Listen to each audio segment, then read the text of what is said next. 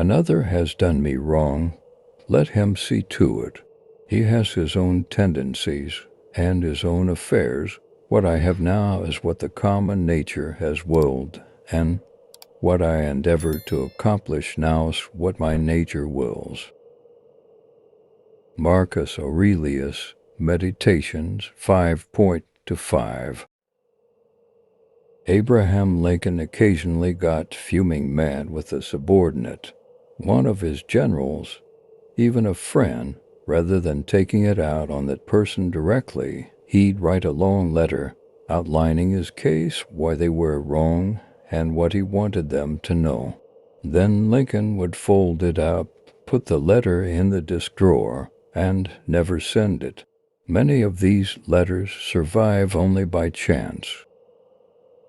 He knew, as the former emperor of Rome knew, that it's easy to fight back. It's tempting to give them a piece of your mind, but you almost always end up with regret. You almost always wish you hadn't sent the letter. Think of the last time you flew off the handle. What was the outcome? Was there any benefit? Subscribe Stoic Doc for more of this kind of content.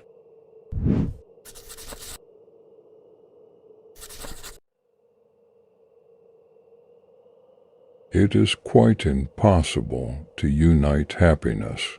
With the yearning for what we don't have, happiness is all that it wants.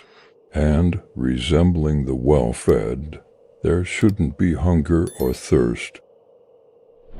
Epictetus Discourses 3.24. I'll be happy when I graduate, we tell ourselves.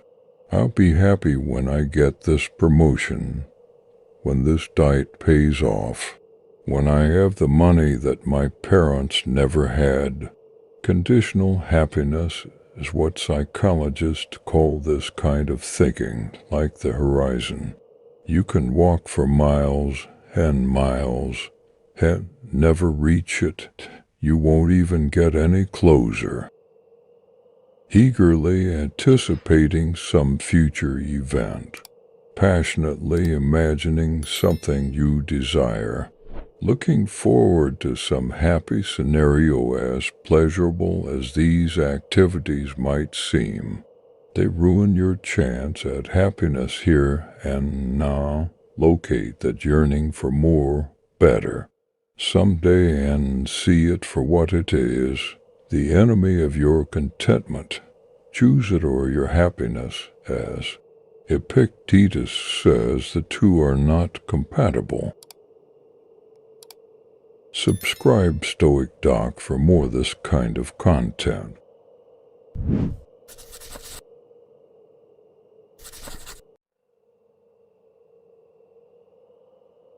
This is the true athlete the person in rigorous training against.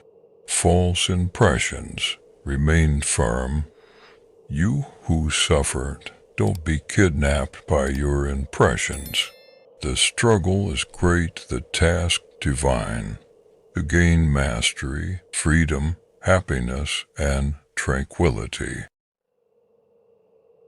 Epictetus Discourses 2.18, 27-28.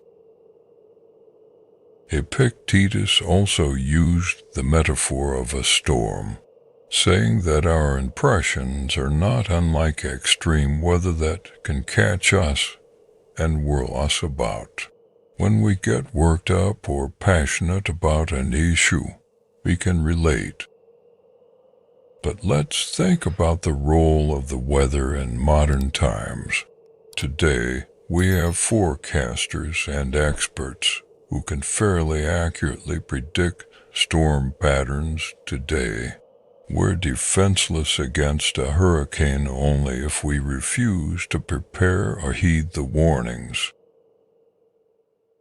If we don't have a plan, if we never learn how to put up the storm windows, we will be at the mercy of these external and internal elements.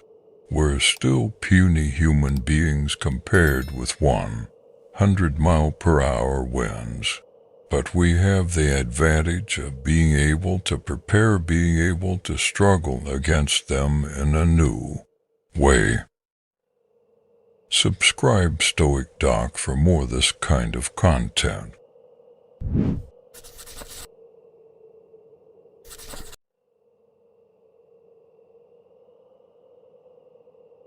An important place to begin in philosophy is this: a clear perception of one's own ruling principle. Epictetus, Discourses 1.26. Philosophy is intimidating. Where does one start? With books, with lectures, with the sale of your worldly possessions. None of these things. Epictetus is saying that one becomes a philosopher when they begin to exercise their guiding reason and start to question the emotions and beliefs and even language that others take for granted. It is thought that an animal has self-awareness when it is able to fully recognize itself in a mirror. Perhaps we could say that we begin our journey into philosophy when we become aware of the ability to tonalize our own minds. Can you start with that step today? When you do, you'll find that from it we really come alive, that well-lived lives, to paraphrase Socrates, that are actually worth living. Subscribe Stoic Doc for more of this kind of content.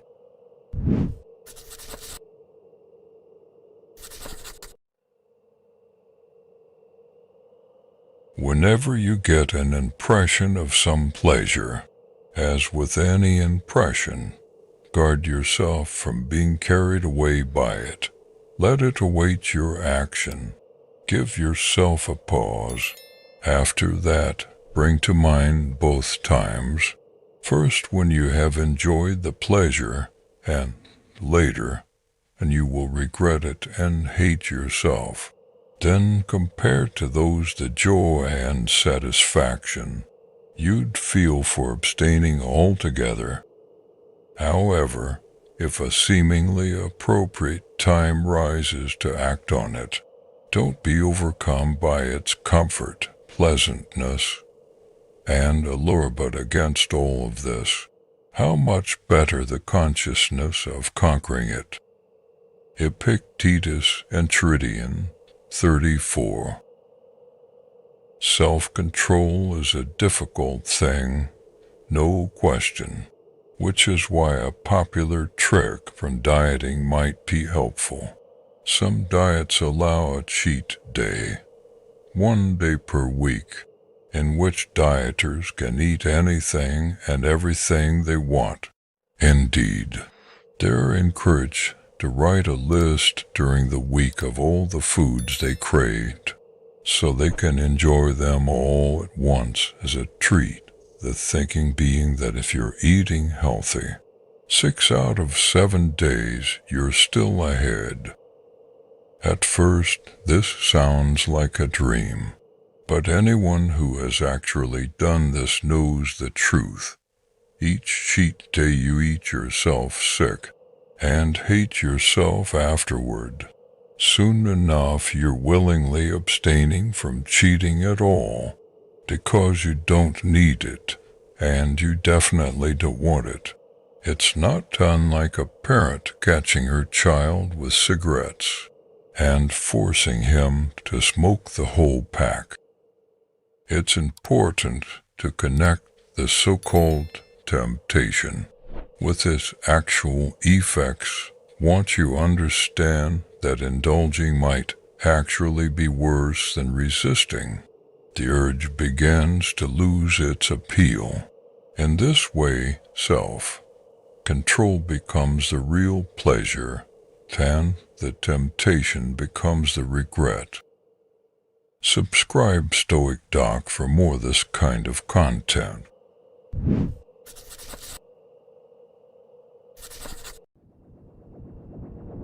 From Rusticus I learn to read carefully, and not be satisfied with a rough understanding of the whole, and not to agree too quickly with those who have a lot to say about something. Marcus Aurelius, Meditations 1.7.3. The first book of Marcus Aurelius's Meditations begins with a catalogue of gratitude.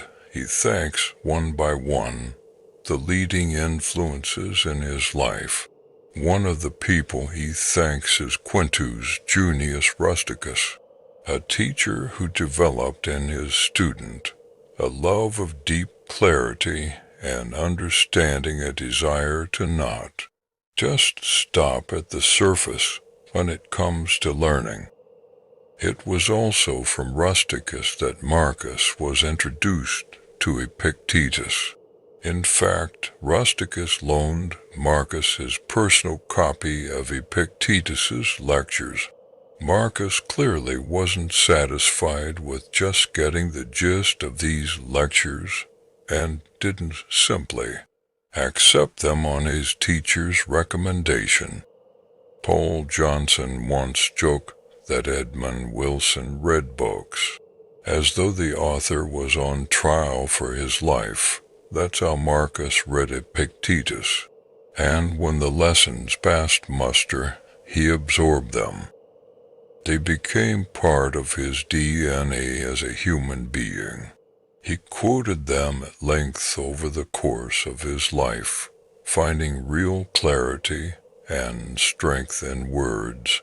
Even amid the immense luxury and power he would come to possess. That's the kind of deep reading and study we need to cultivate as well, which is why we're reading just one page a day instead of a chapter at a time, so we can take the time to read attentively and deeply. Subscribe Stoic Doc for more this kind of content.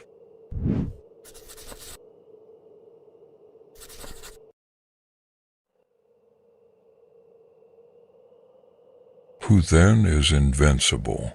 The one who cannot be upset by anything outside their reasoned choice. Epictetus, Discourses 1.18. Have you ever watched a seasoned pro handle the media? No question is too tough, no tone too pointed or insulting. They parry every blow with humor, pose, and patience. Even when stung or provoked, they choose not to flinch or react. They're able to do this not only because of training and experience, but because they understand that reacting emotionally will only make the situation worse. The media is waiting for them to slip up or get upset, so to successfully navigate press events they have internalized the importance of keeping themselves under calm control. It's unlikely you'll face a horde of probing reporters bombarding you with insensitive questions today, but it might be helpful whatever stresses or frustrations or overload that do come your way to picture that image and use it as your model for dealing with them. Our reasoned choice, our prohairesis, as the Stoics called it, is a kind of invincibility that we can cultivate. We can shrug off hostile attacks and breeze through pressure or problems, and, like our model, when we finish, we can point back into the crowd and say, "Next." Subscribe Stoic Doc for more this kind of content.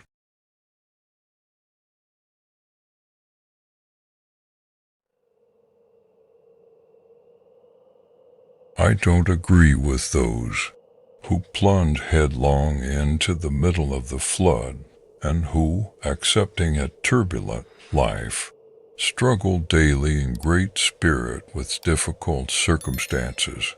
The wise person will endure that, but won't choose it, choosing to be at peace rather than at war.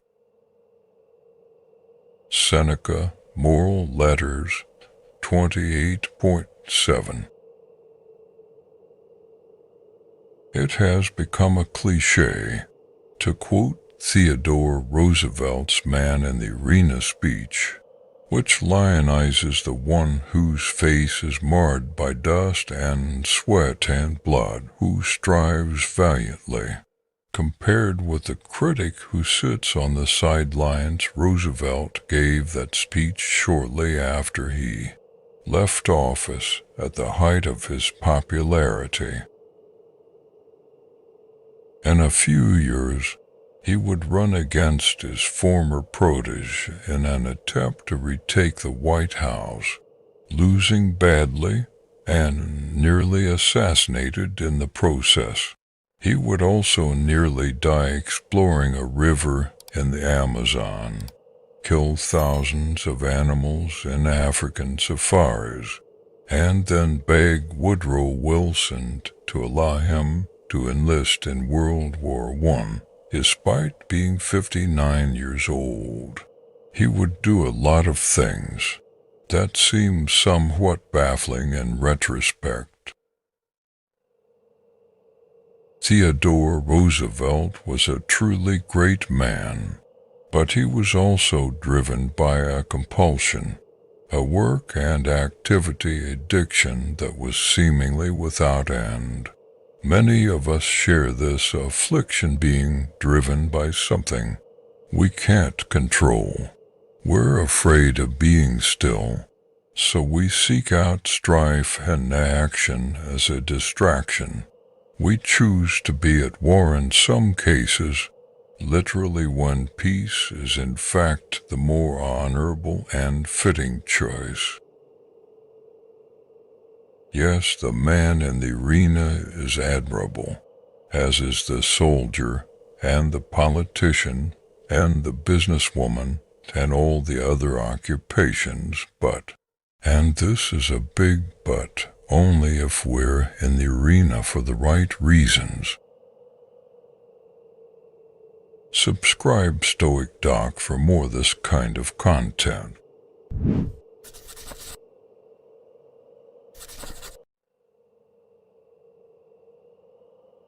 Remember to conduct yourself in life as if at a banquet. As something being passed around comes to you, reach out your hand and take a moderate helping. Does it pass you by? Don't stop it. It hasn't yet come. Don't burn in desire for it, but wait until it arrives in front of you. Act this way with children, a spouse, toward position. With wealth one day it will make you worthy of a banquet with the gods. Epictetus Enchiridion 1. The next time you see something you want, remember Epictetus's metaphor of life's banquet as you find yourself getting excited, ready to do anything and everything to get at the equivalent of reaching across the table and grabbing a dish out of someone's hands. Just remind yourself that's bad manners and unnecessary, then wait patiently for your turn. This metaphor has other interpretations too. For instance, we might reflect that we're lucky to have been invited to such a wonderful feast, gratitude, or that we should take our time and savor the taste of what's on offer, enjoying the present moment. But that to stuff ourselves sick with food and drink serves no one. Least of all our health. Gluttony is a deadly sin after all. that at the end of the meal, it's rude not to help the host clean up and do the dishes selflessness, and finally, that next time, it's our turn to host and treat others just as we had been treated. Charity. Enjoy the meal.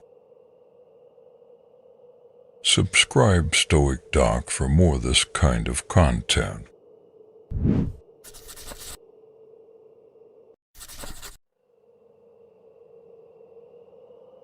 Frame your thoughts like this: you are an old person. You won't let yourself be enslaved by this any longer, no longer pulled like a puppet by every impulse, and you'll stop complaining about your present fortune or dreading the future. Marcus Aurelius, Meditations 2.2. We resent the person who comes in and tries to boss us around. Don't tell me how to dress, how to think, how to do my job, how to live. This is because we are independent, self-sufficient people, or at least that's what we tell ourselves. Yet if someone says something we disagree with, something inside us tells us we have to argue with them. If there's a plate of cookies in front of us, we have to eat them. If someone does something we dislike, we have to get mad about it. When something bad happens, we have to be sad, depressed, or worried. But if something good happens a few minutes later, all of a sudden we're happy, excited, and want more. We would never let another person jerk us around the way we let our impulses do. It's time we start seeing it that way, that we're not puppets that can be made to dance this way or that way. Just because we feel like it, we should be the ones in control, not our emotions, because we are independent, self-sufficient people. Subscribe Stoic Doc for this kind of content.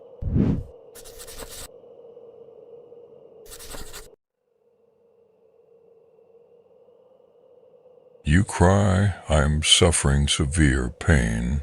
Are you then relieved from feeling it if you bear it in an unmanly way? Seneca, Moral Letters 78.17. The next time someone gets upset near you, crying, yelling, breaking something, being pointed or cruel, watch how quickly this statement will stop them cold. I hope this is making you feel better, because of course it isn't. Only in the bubble of extreme emotion can we justify any of that kind of behavior, and when called to account for it, we usually feel sheepish or embarrassed. It's worth applying that standard to yourself. The next time you find yourself in the middle of a freak-out, or moaning and groaning with flu-like symptoms, or crying tears of regret, just ask, is this actually making me feel better? Is this actually relieving any of the symptoms I wish were gone? Subscribe Stoic Doc for more of this kind of content.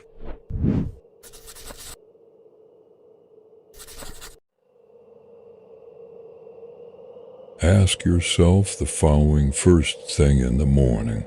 What am I lacking in attaining freedom from passion? What for tranquility? What am I?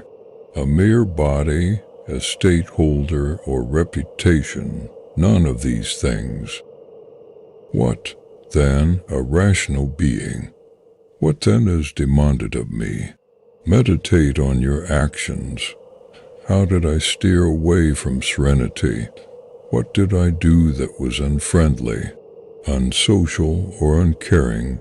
What did I fail to do in all these things?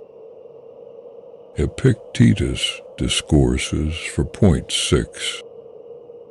Many successful people have a morning ritual. For some, it's meditation. For others, it's exercise. For many, it's journaling. Just a few pages where they write down their thoughts, fears, hopes.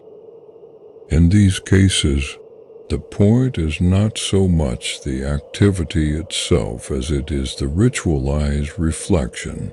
The idea is to take some time to look inward and examine. Taking that time is what Stoics advocated more than almost anything else. We don't know whether Marcus Aurelius wrote his meditations in the morning or at night, but we know he carved out moments of quiet alone time and that he wrote for himself, not for anyone else. If you're looking for a place to start your own ritual, you could do worse than Marcus's example and Epictetus's checklist. Every day, starting today, ask yourself these same tough questions. Let philosophy and hard work guide you to better answers, one morning at a time over the course of a life. Subscribe Stoic Doc for more this kind of content.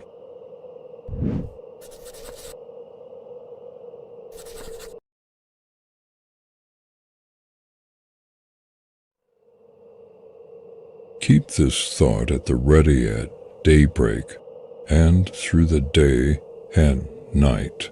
There is only one path to happiness, and that is in giving up all outside of your sphere of choice, regarding nothing else as your possession, surrendering all else to God and fortune. Epictetus Discourses, the 4th of April, 39. This morning, remind yourself of what is in your control and what's not in your control. Remind yourself to focus on the former and not the latter. Before lunch, remind yourself that the only thing you truly possess is your ability to make choices and to use reason and judgment. When doing so, this is the only thing that can never be taken from you completely.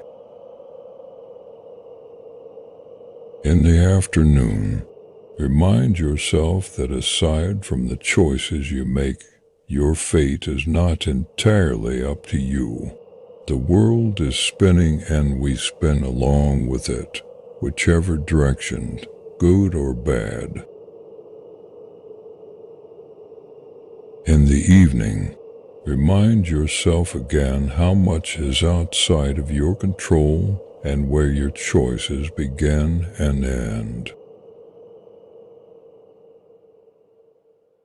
As you lie in bed, remember that sleep is a form of surrender and trust and how easily it comes, and prepare to start the whole cycle over again tomorrow.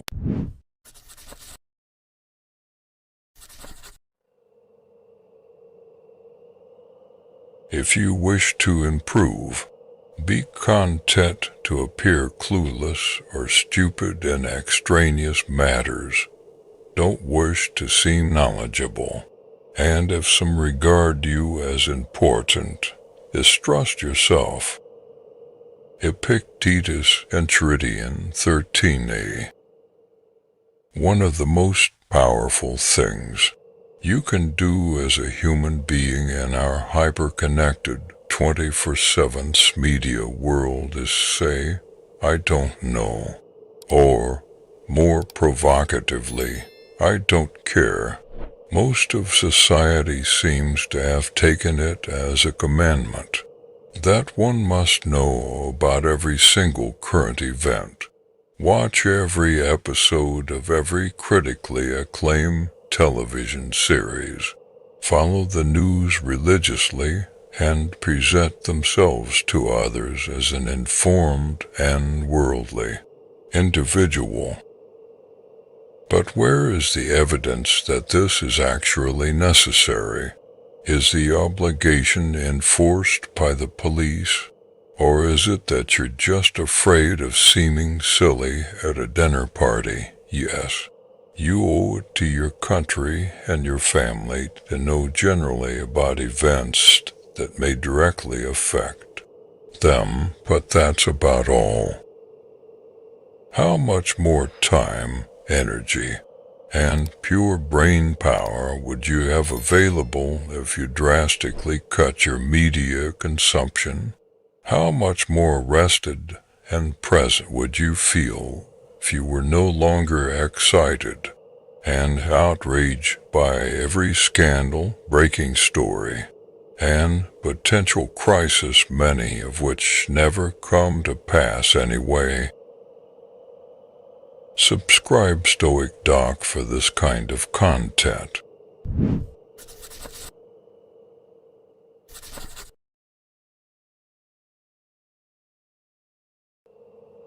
The essence of good is a certain kind of reasoned choice, just as the essence of evil is another kind. What about externals, then? They are only the raw material for our reasoned choice, which finds its own good or evil in working with them. How will it find the good? Not by marveling at the material. For, if judgments about the material are straight, that makes our choices good. But if those judgments are twisted, our choices turn bad. Epictetus discourses 1.9. The Stoics seek steadiness, stability, and tranquility, traits most of us aspire to, but seem to experience only fleetingly. How do they accomplish this elusive goal? How does one embody eustatheia, the word Aryan used to describe this teaching of Epictetus? Well, it's not luck. It's not by eliminating outside influences or running away to quiet and solitude. Instead, it's about filtering the outside world through the straightener of our judgment. That's what our reason can do.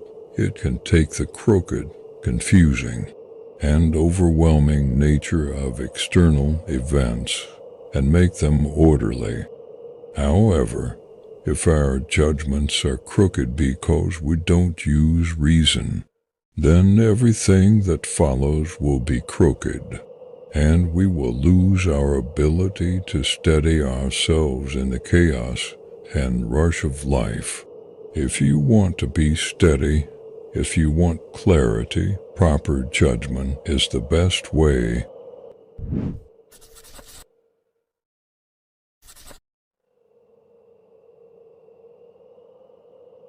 Erase the false impressions from your mind by constantly saying to yourself, I have it in my soul to keep out any evil, desire, or any kind of disturbance. Instead, seeing the true nature of things, I will give them only their due. Always remember this power that nature gave you. Marcus Aurelius, Meditations 8.9. Anyone who has taken a yoga class or been exposed to Hindu or Buddhist thought has probably heard of the concept of a mantra in Sanskrit. It means sacred utterance, essentially a word, a phrase, a thought, even a sound intended to provide clarity or spiritual guidance. A mantra can be especially helpful in the meditative process. because it allows us to block out everything else.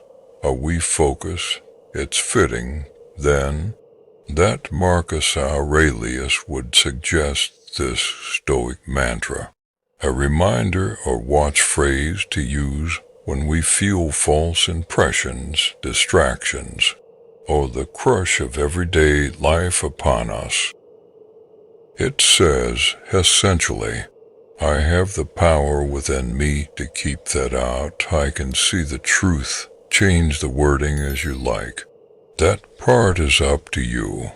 But have a mantra and use it to find the clarity you crave.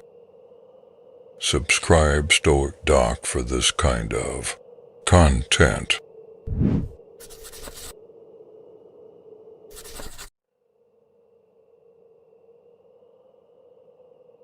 For to be wise is only one thing, to fix our attention on our intelligence, which guides all things everywhere.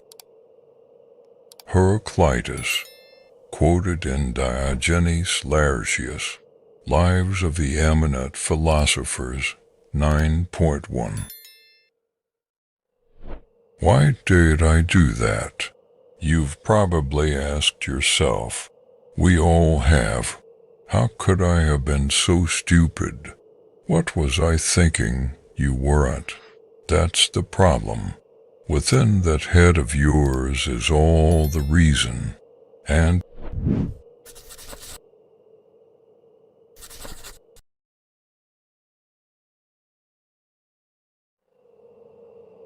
we control our reasoned choice and all acts that depend on that moral will.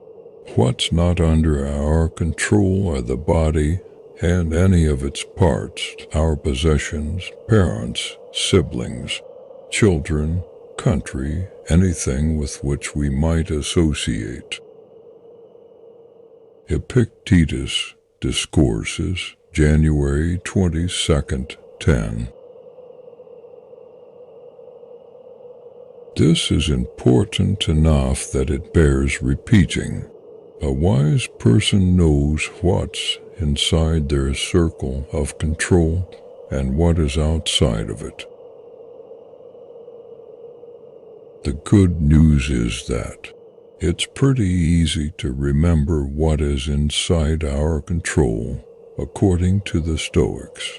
The circle of control contains just one thing, your mind. That's right. Even your physical body isn't completely within the circle. After all, you could be struck with a physical illness or impairment at any moment. You could be traveling in a foreign country and be thrown in jail. But this is all good news because it drastically reduces the amount of things that you need to think about. There is clarity and simplicity, while everyone else is running around with a list of responsibilities a mile long. Things they're not actually responsible for. You've got just that one-item list. You've got just one thing to manage, your choices, your will, your mind, so mind it.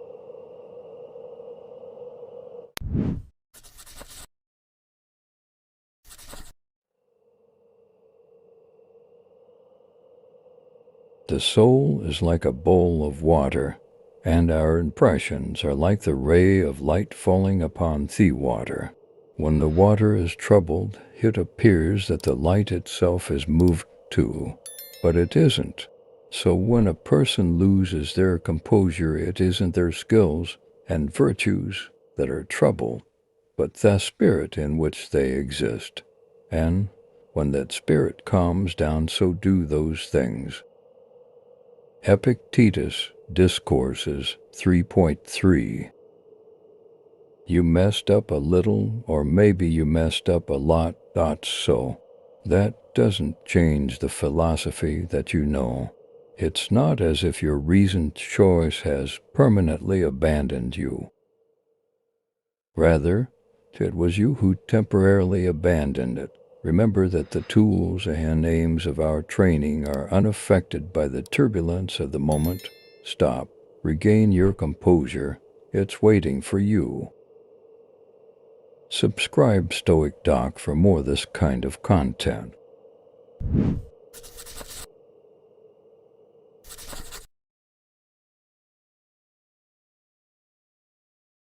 The chief task in life is simply this: to identify and separate matters so that I can say clearly to myself, which are externals not under my control, and which have to do with the choices I actually control. Where then do I look for good and evil, not to uncontrollable externals, but within myself to the choices that are my own. Epictetus. The single most important practice in Stoic philosophy is differentiating between what we can change and what we can't, what we have influence over and what we do not. A flight is delayed because of whether no amount of yelling at an airline representative will end a storm. No amount of wishing will make you taller or shorter or born in a different country. No matter how hard you try, you can't make someone like you. And on top of that, time spent hurling yourself at these immovable objects is time not spent on the things you can change. The recovery community practices something called the Serenity Prayer. God, grant me the serenity to accept the things I cannot change, the courage to change the things I can, and the wisdom to know that addicts cannot change the abuse suffered in childhood. They cannot undo the choices they have made or the hurt they have caused, but they can change the future through the power they have in the present moment. As Epictetus said, they can control the choices they make right now. The same is true for us today if we can focus on making clear what parts of our day are within our control and what parts are not. We will not only be happier, we will have a distinct advantage over other people who fail to realize they are fighting an unwinnable battle.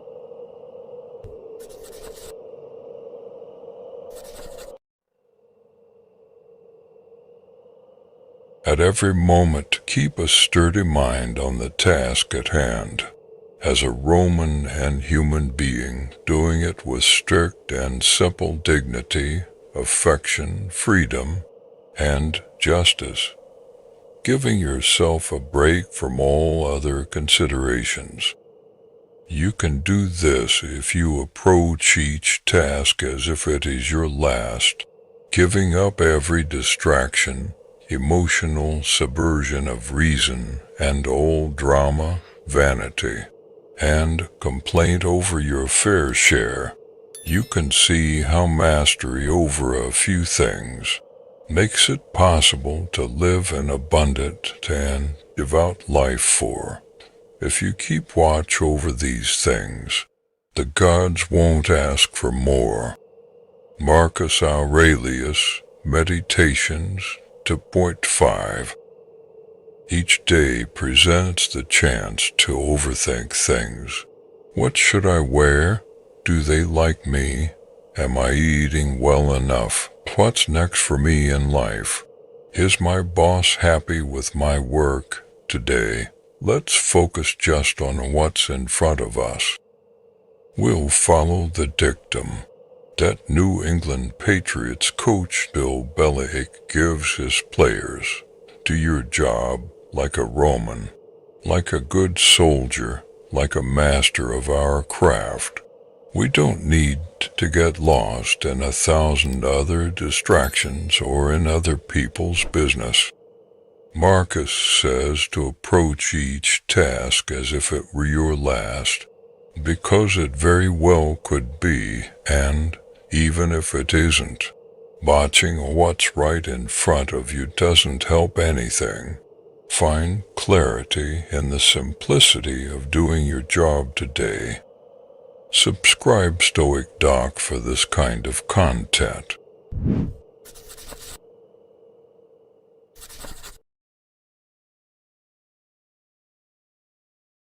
What is the fruit of these teachings? Only the most beautiful and proper harvest of the truly educated tranquility, fearlessness, and freedom.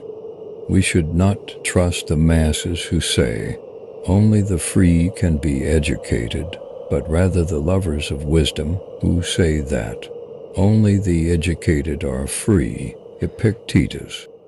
Why did you pick up this book? Why pick up any book? Not to seem smarter, not to pass time on the plane, not to hear what you want to hear. There are plenty of easier choices than reading. No, you picked up this book because you are learning how to live, because you want to be freer, fearless, and achieve a state of peace. Education, reading, and meditating on the wisdom of great minds is not to be done for its own sake. It has a purpose. Remember that imperative on the days you start to feel distracted when watching television or having a snack. Seems like a better use of your time than reading or studying philosophy. Knowledge, self-knowledge in particular, is freedom.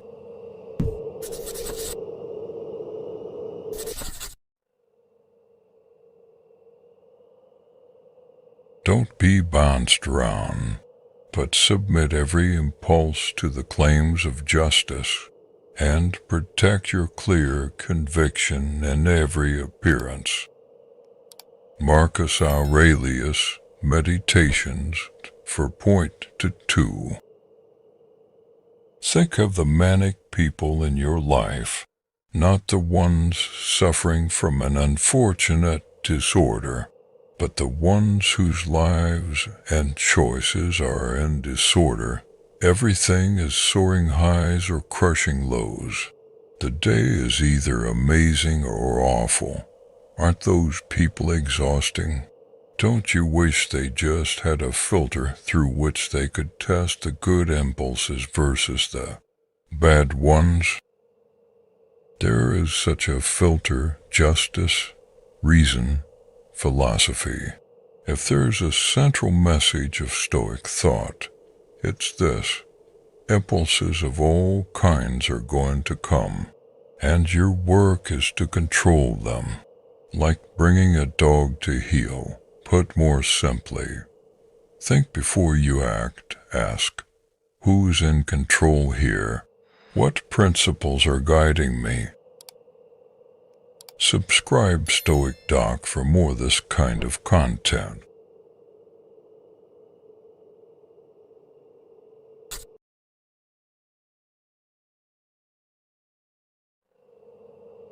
All you need are these: certainty of judgment in the present moment, action for the common good the present moment, and an attitude of gratitude in the present moment for anything that comes your way. Marcus Aurelius, Meditations 9.6. Perception, action, will. Those are the three overlapping but critical disciplines of Stoicism, as well as the organization of this book and year-long journey you've just begun. There's more to the philosophy, certainly, and we could spend all day talking about the unique beliefs of the various Stoics. This is what Heraclitus thought. Zeno is from Citium, a city in Cyprus, and he believed. But would such facts really help you day to day? What clarity does trivia provide? Instead, the following little reminder sums up the three most essential parts of Stoic philosophy, worth carrying with you every day into every decision. Control your perceptions, direct your actions properly, willingly accept what's outside your control. That's all we need to do.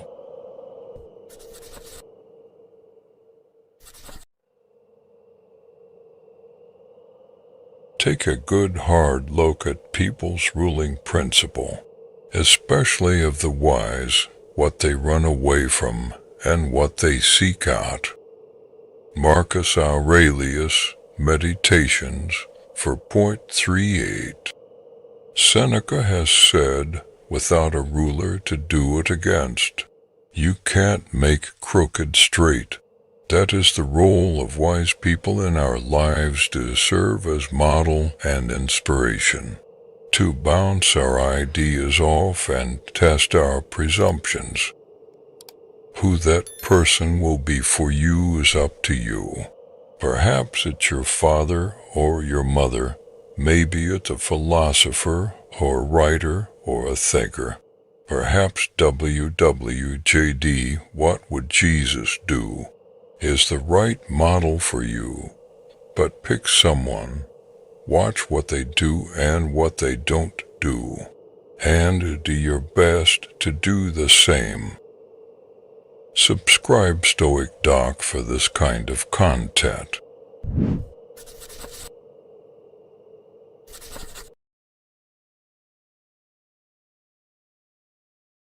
How many have laid waste to your life when you weren't aware of what you were losing?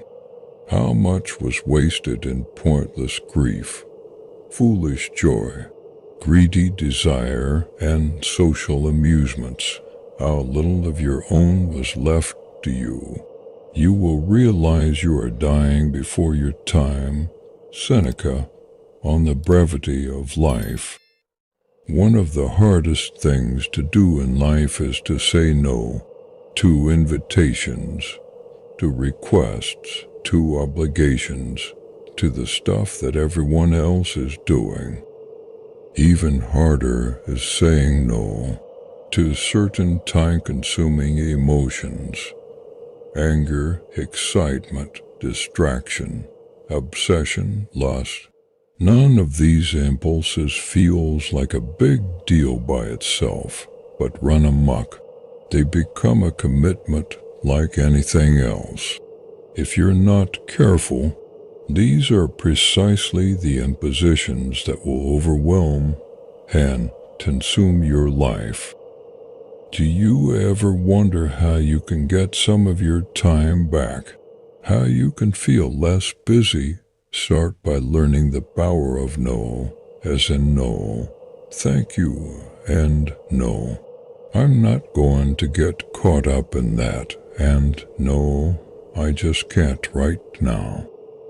It may hurt some feelings, it may turn people off, it may take some hard work, but the more you say no to the things that don't matter, the more you can say yes to the things that do. This will let you live and enjoy your life, the life that you want.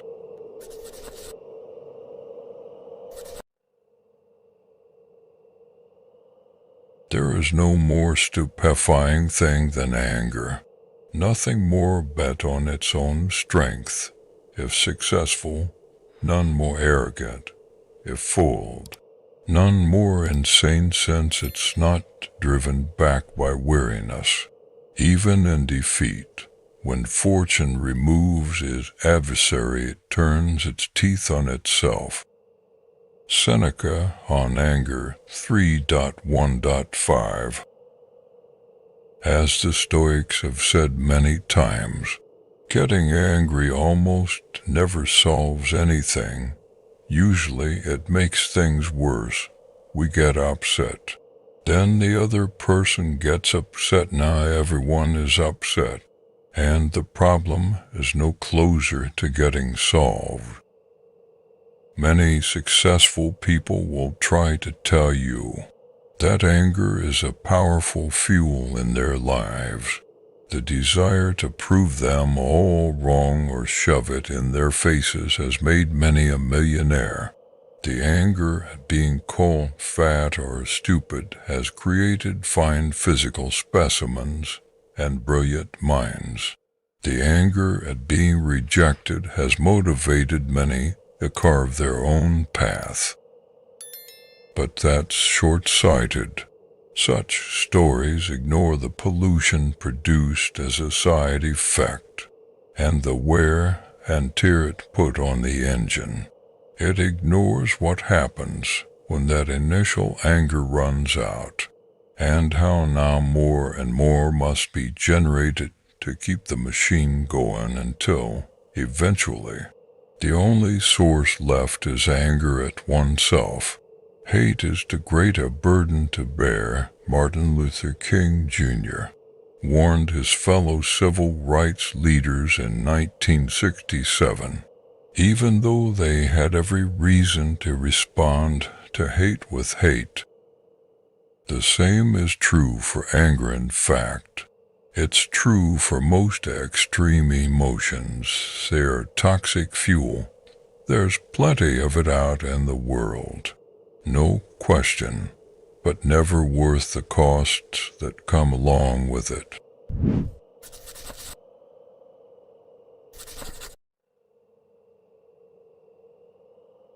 If someone asks you how to write your name, would you bark out each letter? And if they get angry, would you then return the anger? Wouldn't you rather gently spell out each letter for them? So then, remember in life that your duties are the sum of individual acts. Pay attention to each of these as you do your duty. Just methodically complete your task. Marcus Aurelius, Meditations 6.26. Here's a common scenario. You're working with a frustrating coworker or a difficult boss. They ask you to do something and, because you dislike the messenger, you immediately object. There is this problem or that one, or their request is obnoxious and rude. So you tell them, no, I'm not going to do it. Then they retaliate by not doing something that you had previously asked of them, and so the conflict escalates. Meanwhile, if you could step back and see it objectively, you'd probably see that not everything they're asking for is unreasonable. In fact, some of it is pretty easy to do, or is, at least, agreeable, and if you did it, it might make the rest of the tasks a bit more tolerable, too. Pretty soon, you've done the entire thing. Life and our job is difficult enough. Let's not make it harder by getting emotional about insignificant matters or digging in for battles we don't actually care about. Let's not let emotion get in the way of kathekon, the simple, appropriate actions on the path to virtue. So subscribe Stoic Doc for more of this kind of content.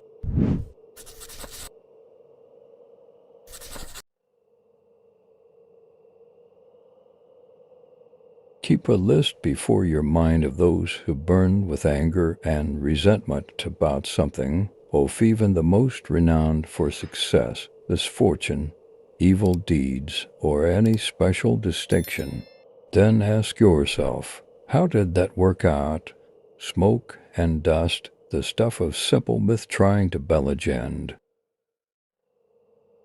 Marcus Aurelius, Meditations 12.27.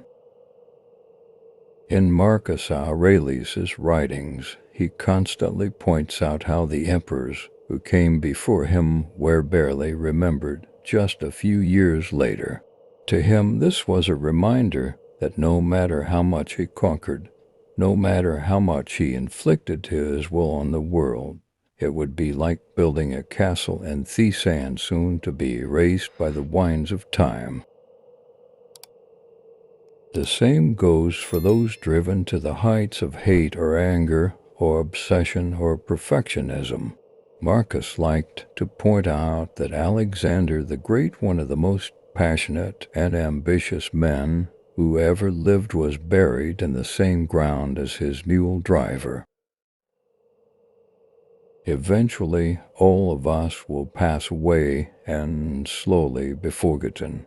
We should enjoy this brief time we have on earth, not enslave to emotions that make you miserable and dissatisfied. Subscribe Stoic Doc for more of this kind of content.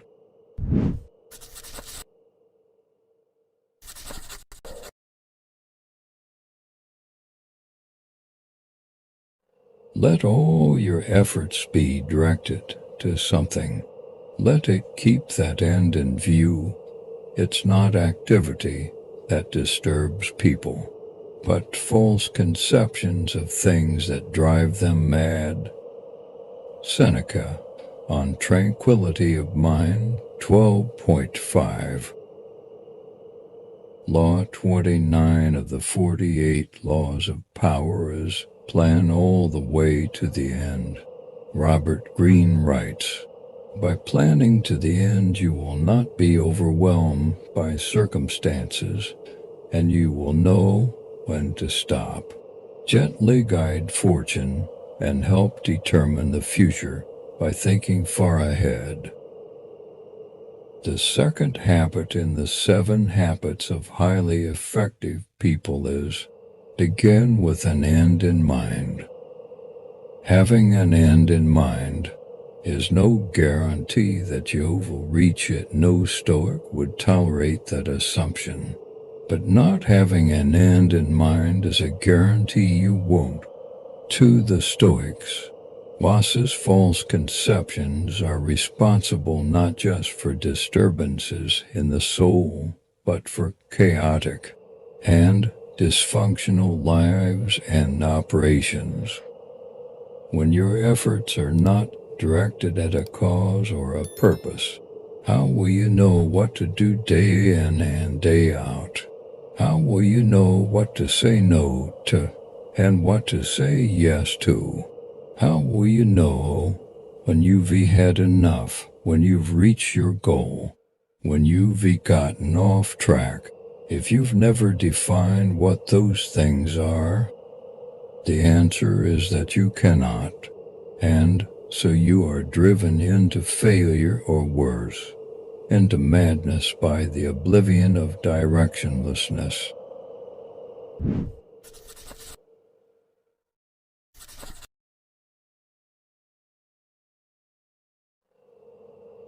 A person who doesn't know what the universe is, doesn't know where they are. A person who doesn't know their purpose in life, doesn't know who they are or what the universe is. A person who doesn't know any one of these things, doesn't know why they are here. So what to make of people who seek or avoid the praise of those who have no knowledge of where or who they are? Marcus Aurelius, Meditations 8.52. The late comedian Mitch Hedberg had a funny story told in his act. Sitting down for an on-air interview, a radio DJ asked him, "So, who are you?" In that moment, he had to think, is this guy really deep, or did I drive to the wrong station? How often are we asked a simple question like, who are you? Or what do you do? Or where are you from? considering it a superficial question. If we even consider it at all, we don't bother with more than a superficial answer. But, gun to their head, most people couldn't give much in the way of a substantive answer. Could you? Have you taken the time to get clarity about who you are and what you stand for? Or are you too busy chasing unimportant things, mimicking the wrong influences, and following disappointing or unfulfilling or non-existent paths?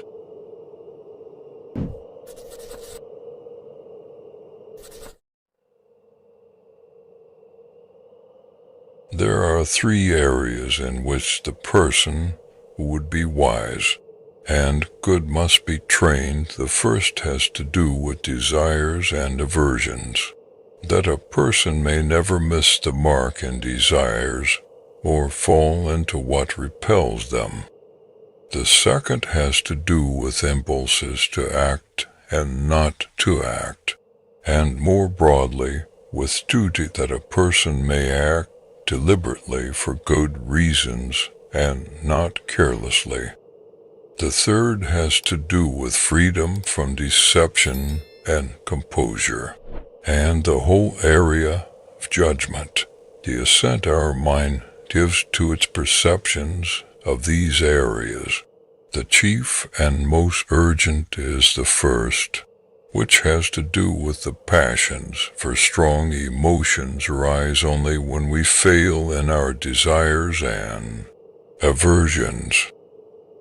Epictetus Discourses 3.2. Today, let's focus on the three areas of training that Epictetus laid out for us. First, we must consider what we should desire and what we should be averse to. Why? So that we want what is good and avoid what is bad. It's not enough to just listen to your body, because our attractions often lead us astray.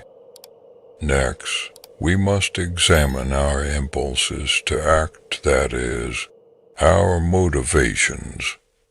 Are we doing things for the right reasons, or do we act because we haven't stopped to think?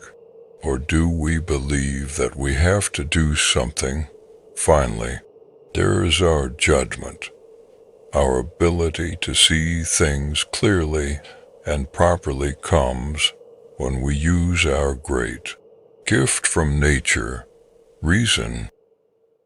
These are three distinct areas of training, but in practice they are inextricably intertwined. Our judgment affects what we desire.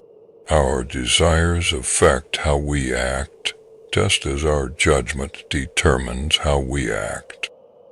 But we can't just expect this to happen. We must put real thought and energy into each area of our lives. If we do, we'll find real clarity and success. Subscribe Stoic Doc for more of this kind of content.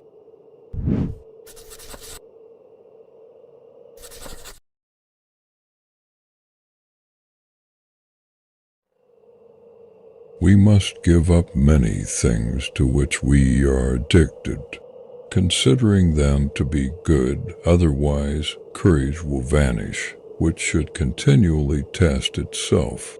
Greatness of soul will be lost, which can stand out unless it disdains as petty what the mob regards as most desirable. Seneca, Moral Letters, 74, 12b-13. What we consider to be harmless indulgences can easily become full-blown addictions. We start with coffee in the morning, and soon enough we can't start the day without it. We check our email because it's part of our job, and soon enough We feel the phantom buzz of the phone in our pocket every few seconds. Soon enough, these harmless habits are running our lives, the little compulsions and drives.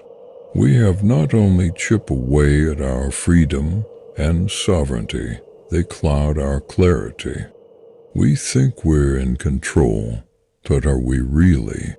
As one addict put it, addiction is when we've lost the freedom to abstain. Let us reclaim that freedom.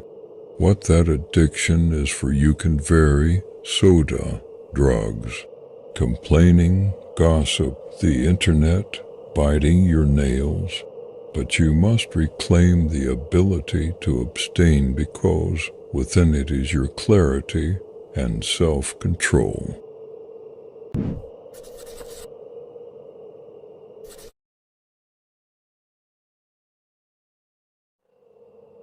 Some things are in our control, while others are not. We control our opinion, choice, desire, aversion, and, in a word, everything of our own doing.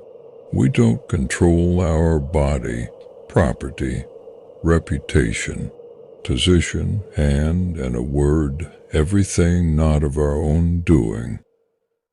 Even more, the things in our control are by nature free, unhindered and unobstructed, while those not in our control are weak, slavish, can be hindered, and are not our own. Epictetus, Enchiridion 1.1. Today, you won't control the external events that happen. Is that scary? A little? But it's balanced when we see that we can control our opinion about those events. You decide whether they're good or bad, whether they're fair or unfair. You don't control the situation, but you control what you think about it. See how that works. Every single thing that is outside your control, the outside world, other people, luck, karma, whatever, still presents a corresponding area that is in your control. This alone gives us plenty to manage, plenty of power. Test of all, an honest understanding of what is within our control provides real clarity about the world. All we have is our own mind. Remember that today, when you try to extend your reach outward, that it's much better and more appropriately directed inward.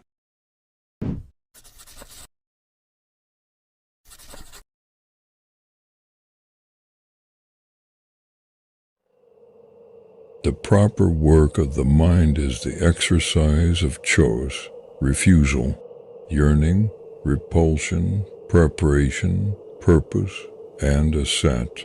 What then can pollute and clog the mind's proper functioning? Nothing but its own corrupt decisions. Epictetus Discourses for .11, 6-7. Let's break down each one of those tasks. Choice to do and think right. Refusal of temptation. Yearning to be better. Repulsion of negativity, of bad influences, of what isn't true. Preparation for what lies ahead or whatever may happen. Purpose, our guiding principle and highest priority. Assent, to be free of deception about what's inside and outside our control, and be ready to accept the latter. This is what the mind is here to do. We must make sure that it does, and see everything else as pollution or a corruption.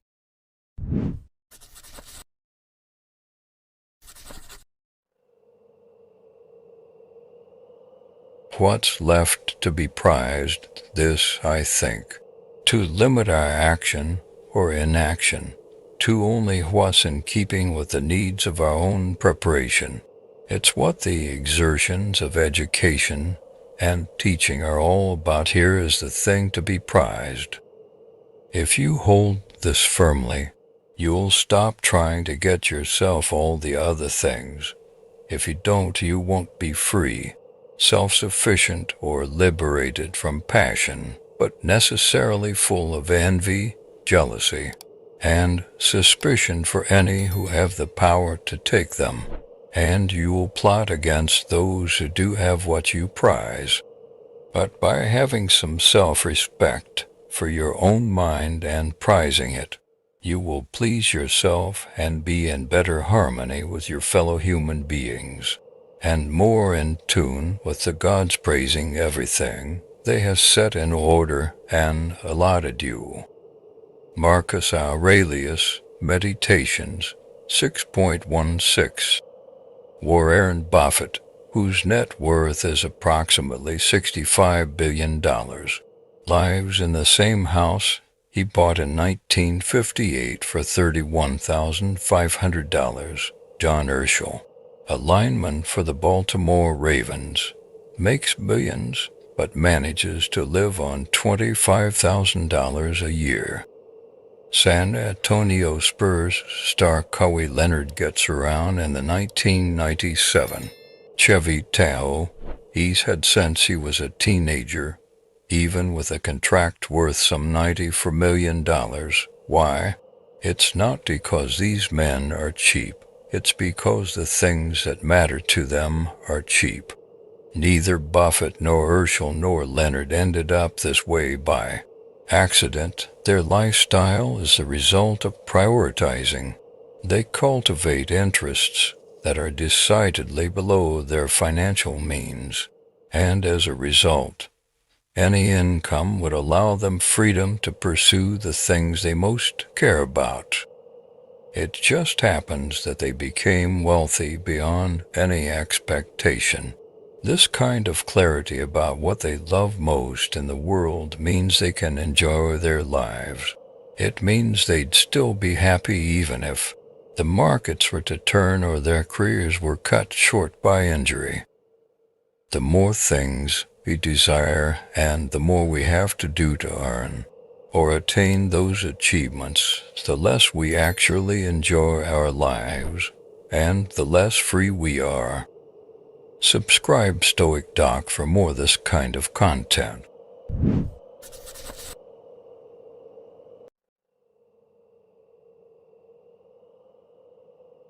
Of all the things that art, some are good, others bad, and yet others indifferent. The good are virtues, and all that share in them. The bad are the vices, and all that indulge them.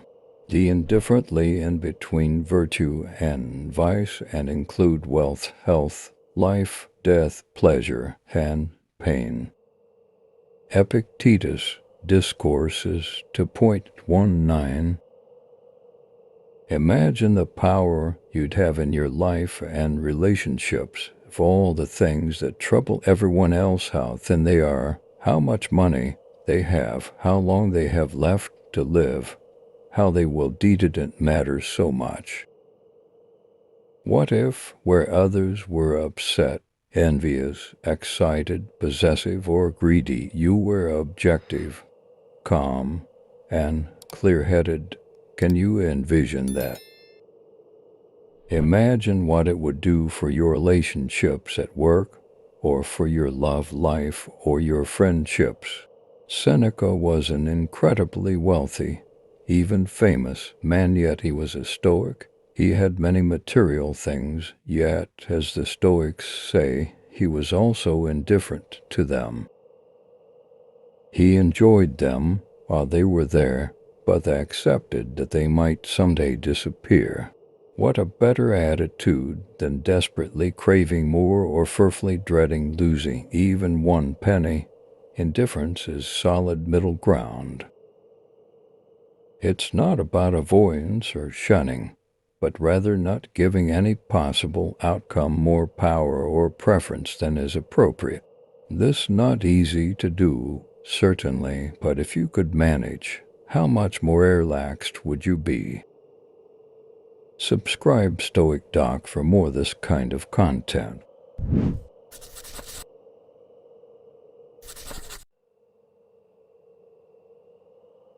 Our soul is sometimes a king and sometimes a tyrant, a king.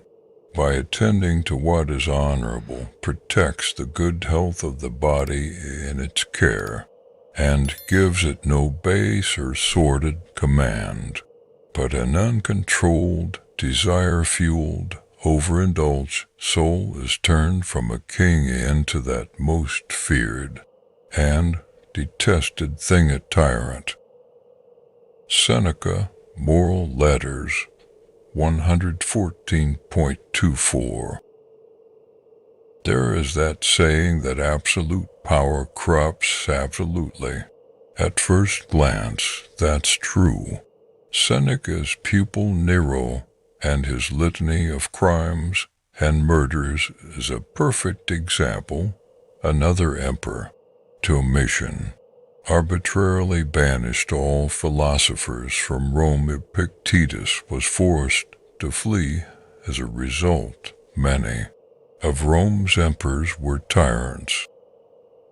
Yet, not many years later, Epictetus would become a close friend of another emperor, Hadrian, who would help Marcus Aurelius to the throne. One of the truest examples of a wise philosopher king. So it's not so clear that power always corrupts. In fact, it looks like it comes down, in many ways, to the inner strength and self-awareness of individuals, what they value, what desires they keep in check, whether their understanding of fairness and justice can counteract the temptations of unlimited wealth and deference.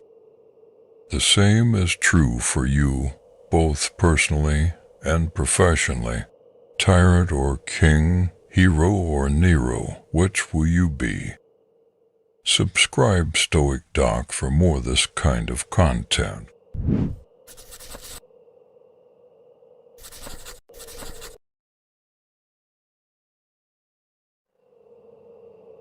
For if a person shifts their caution to their own reasoned choices and the acts of those choices, they will at the same time gain the will to avoid.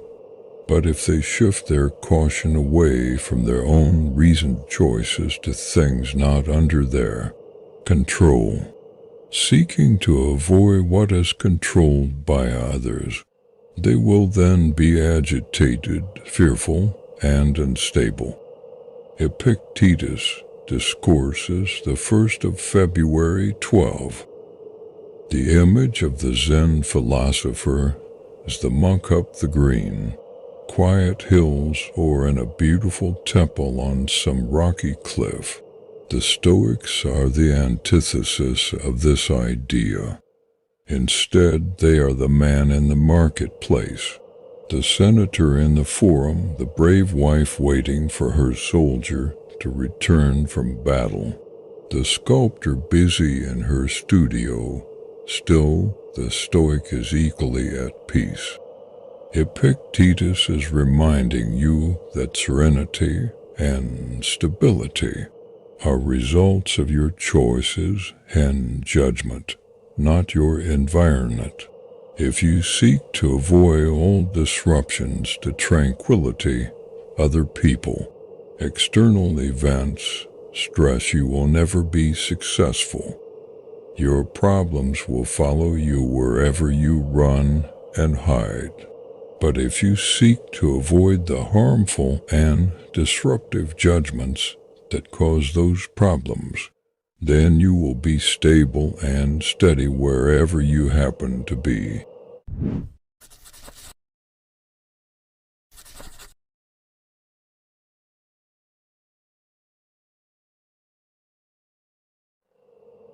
Understand at last that you have something in you more powerful and divine than what causes the bodily passions and pulls you like a mere puppet.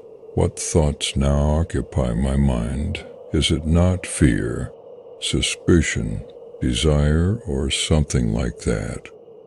Marcus Aurelius, Meditations 12.19. Think of all the interests vying for a share of your wallet, or for a second of your attention. Food scientists are engineering products to exploit your taste buds. Silicon Valley engineers are designing applications as addictive as gambling.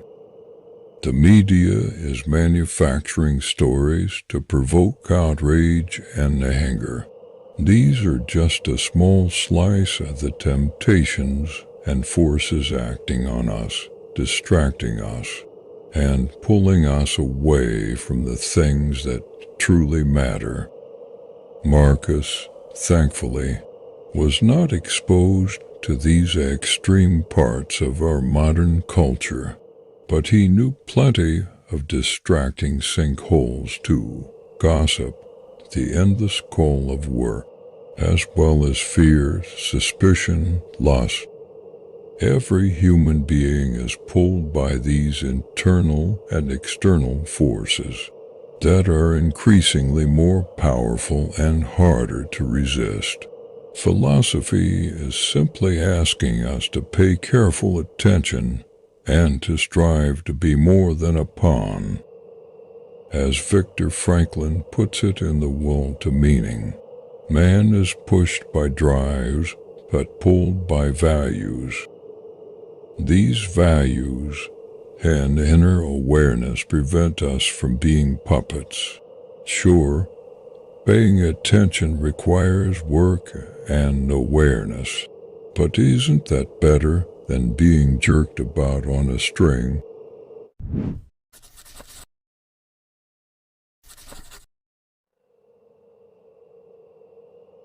I will keep constant watch over myself, and most usefully, will put each day up for review, for this is what makes us evil, that none of us looks back upon our own lives.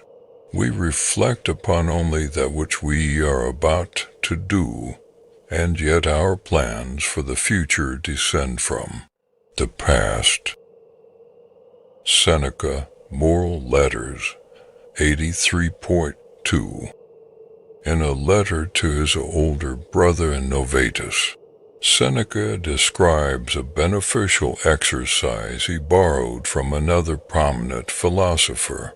At the end of each day, he would ask himself variations of the following questions: what bad habit did I curb today? How am I better? Were my actions just? How can I improve? At the beginning or end of each day, the Stoic sits down with his journal and reviews what he did, what he thought, what could be improved. It's for this reason that Marcus Aurelius's Meditations is a somewhat inscrutable book. It was for personal clarity and not public benefit. Writing down Stoic exercises was and is also a form of practicing them, just as repeating a prayer or hymn might be. Keep your own journal, whether it's saved on a computer or in a little notebook. Take time to consciously recall the events of the previous day. Be unflinching in your assessments. Notice what contributed to your happiness and what detracted from it. Write down what you'd like to work on or quotes that you like. By making the effort to record such thoughts, you're less likely to forget them. An added bonus: you'll have a running tally to track your progress too. Subscribe Stoic Doc for this kind of content.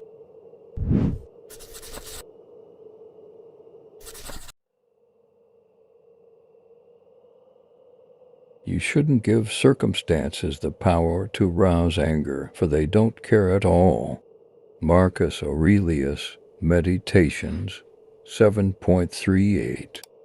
A significant chunk of Marcus Aurelius's Meditations is made up of short quotes and passages from other writers. This is because Marcus wasn't necessarily trying to produce original work. Instead, he was practicing, reminding himself here and there of important lessons, and sometimes these lessons were things he had read. This particular quote is special because it comes from a play by Euripides which, except for a handful of quoted fragments like this, is lost to us. From what we can gather about the play, Bellerophon, the hero, comes to doubt the existence of the gods.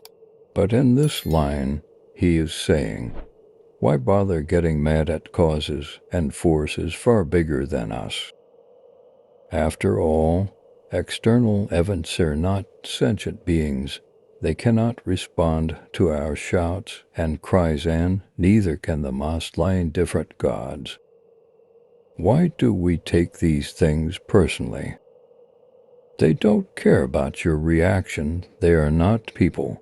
So stop acting like getting worked up is having an impact on a given situation. That's what Marcus was reminding himself of here. Circumstances are incapable of considering ordering for your feelings, your anxiety, or your excitement. Situations don't care at all. Subscribe Stoic Doc for more of this kind of content.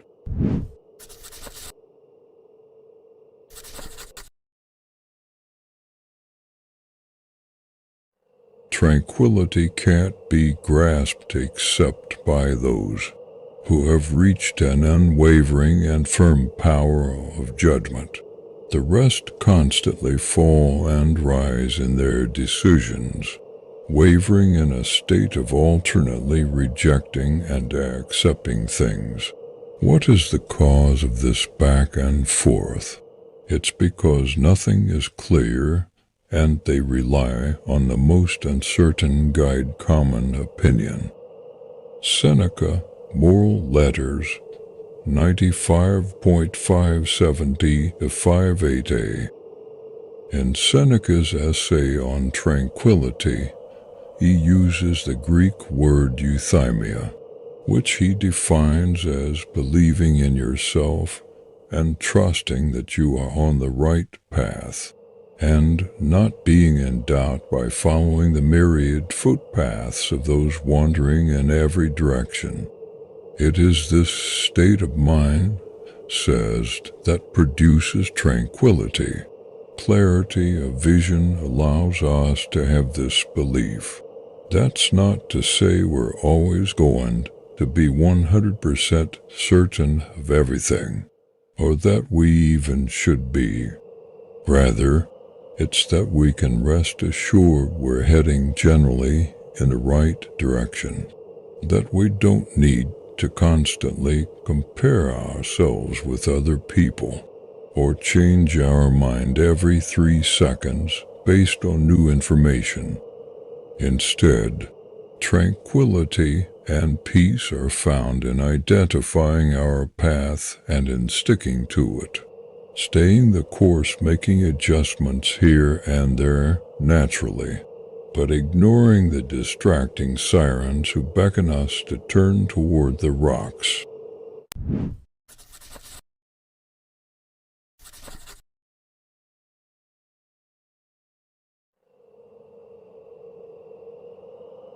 So in the majority of other things, we address circumstances not in accordance with the right assumptions, but mostly by following wretched habit.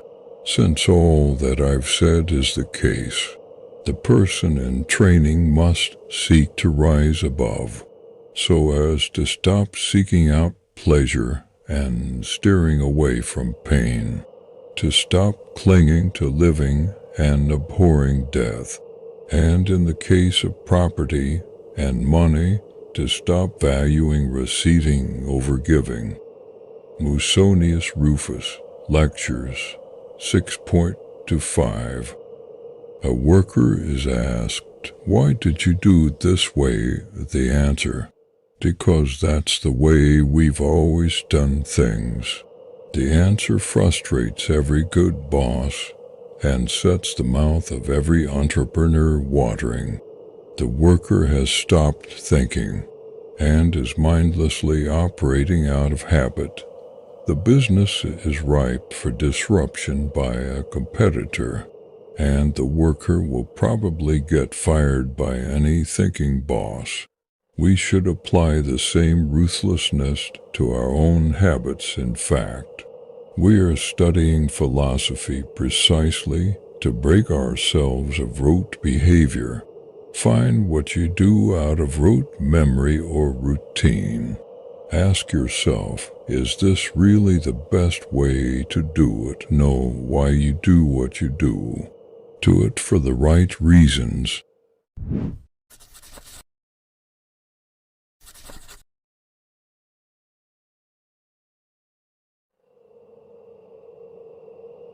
I am your teacher, and you are learning in my school. My aim is to bring you to completion, unhindered, free from compulsive behavior, unrestrained, without shame, free, flourishing, and happy, looking to God in things great and small. Your aim is to learn and diligently practice all these things. Why then don't you complete the work? If you have the right aim and I have both the right aim and right preparation, what is missing? The work is quite feasible and is the only thing in our power. Let go of the past. We must only begin. Believe me and you will see. Epictetus, Discourses 2.19. Do you remember in school or early in your life being afraid to try something because you feared you might fail at it? Most teenagers choose to fool around rather than exert themselves. Half-hearted, lazy effort gives them a ready-made excuse. It doesn't matter. I wasn't even trying. As we get older, failure not so inconsequential anymore. What's at stake is not some arbitrary grade or intramural sports trophy, but the quality of your life and your ability to deal with the world around you. Don't let that intimidate you, though. You have the best teachers in the world, the wisest philosophers who ever lived. And not only are you capable, the professor is asking for something very simple. Just begin the work, the rest follows.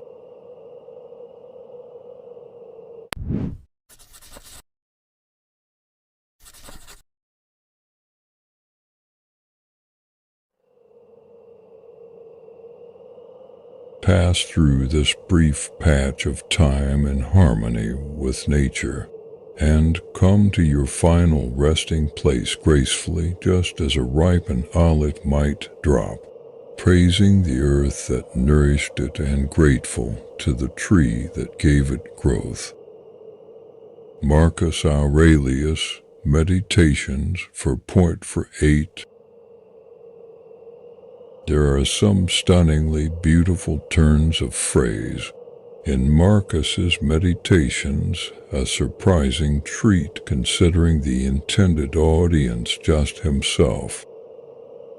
In one passage, he praises the charm and allure of nature's process, the stalks of ripe grain bending low the frowning brow of the lion, the foam dripping from the boar's mouth.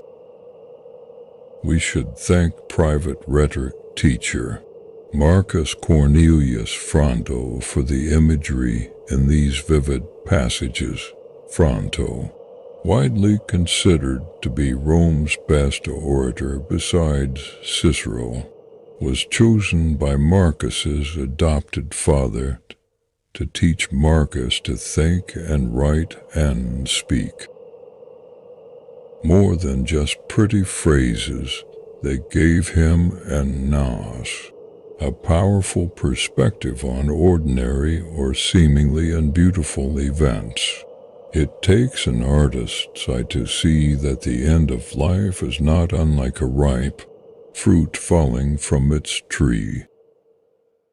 It takes a poet to notice the way baking bread splits in places, and those cracks, while not intended in the baker's art, catch our eye and serve to stir our appetite and find a metaphor in them.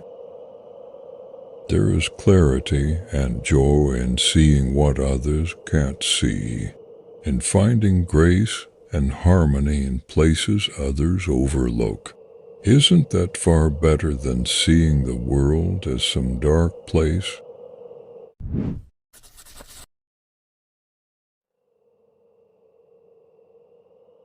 Cato practiced the kind of public speech capable of moving the masses. Believing proper political philosophy takes care, like any great city, to maintain the warlike element. But he was never seen practicing in front of others, and no one ever heard him rehearse a speech.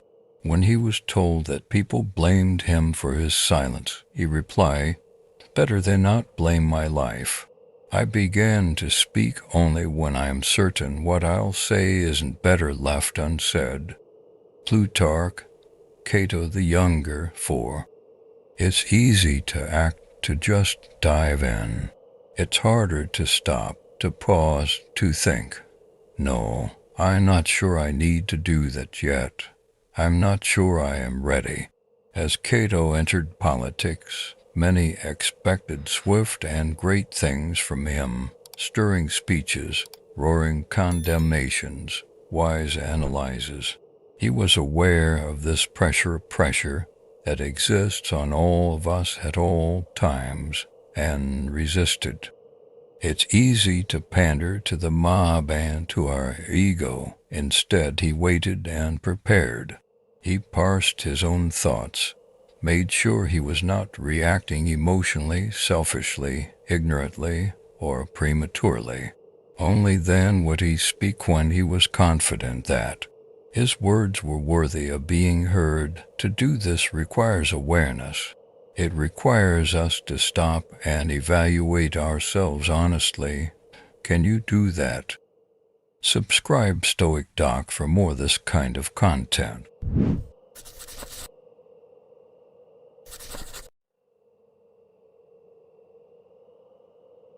Remember that it's not only the desire for wealth and position that debases and subjugates us, but also the desire for peace, leisure, travel, and learning. It doesn't matter what the external thing is, the value we place on it subjugates us to another ... Where our heart is set, there our impediment lies. Epictetus discourses for point 4. Surely Epictetus isn't saying that peace, leisure, travel, and learning are bad, is he? Thankfully, no.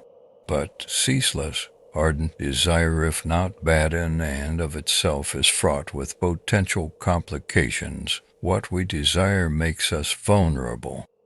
Whether it's an opportunity to travel the world or to be the president, or for 5 minutes of peace and quiet, when we pine for something, when we hope against hope, we set ourselves up for disappointment, because fate can always intervene, and then we'll likely lose our self-control in response. As Diogenes, the famous cynic, once said, "It is the privilege of the gods to want nothing, and of godlike men to want little, To want nothing makes one invincible because nothing lies outside your control. This doesn't just go for not wanting the easy to criticize things like wealth or fame, the kinds of folly that we see illustrated in some of our most classic plays and fables. That green light that Gatsby strove for can represent seemingly good things too, like love or a noble cause, but it can wreck someone all the same. When it comes to your goals and the things you strive for, ask yourself, am I in control of them or are they in control of me? Subscribe Stoic Doc for more of this kind of content.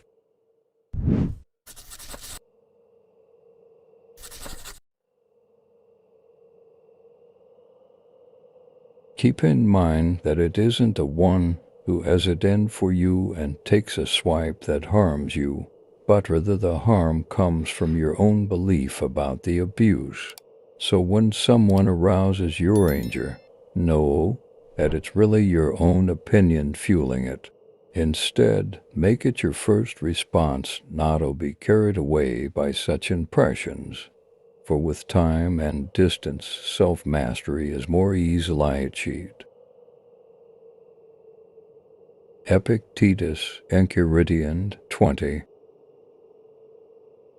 The Stoics remind us that there really is no such thing as an objectively good or bad occurrence. When a billionaire loses $1 million in market fluctuation, it's not the same when you or I lose $1 million.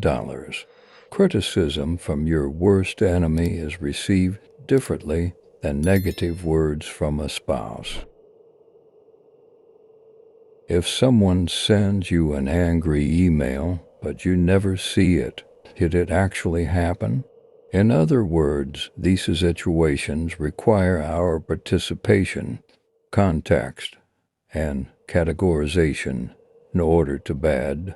Our reaction is what actually decides whether harm has occurred. If we feel that we've been wronged and get angry, of course that's how it will seem. If we raise our voice because we feel we're being confronted, naturally a confrontation will ensue. But if we retain control of ourselves, we decide whether to label something good or bad. In fact, if that same event happened to us at different points in our lifetime, we might have very different reactions. So why not choose now to not apply these labels? Why not choose not to react? Subscribe Stoic Doc for more of this kind of content.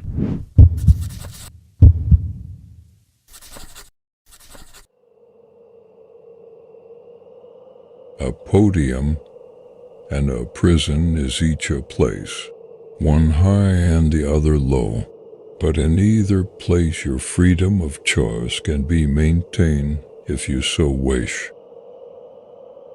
Epictetus Discourses 2.6.5. The Stoics all held vastly different stations in life. Some were rich, some were born at the bottom of Rome's rigid hierarchy, some had it easy, and others had it unimaginably hard. This is true for us as well. We all come to philosophy from different backgrounds, and even within our own lives, we experience spots of good fortune and bad fortune. But in all circumstances, adversity or advantage, we really have just one thing we need to do. Focus on what is in our control as opposed to what is not. Right now we might be laid low with struggles, whereas just a few years ago we might have lived high the hog, and in just a few days we might be doing so well that success is actually a burden. One thing will stay constant, our freedom of choice, both in the big picture and small picture. Ultimately, this is clarity. Whoever we are, wherever we are, what matters is our choices. What are they? How will we evaluate them? How will we make the most of them? Those are the questions life asks us, regardless of our station. How will you answer?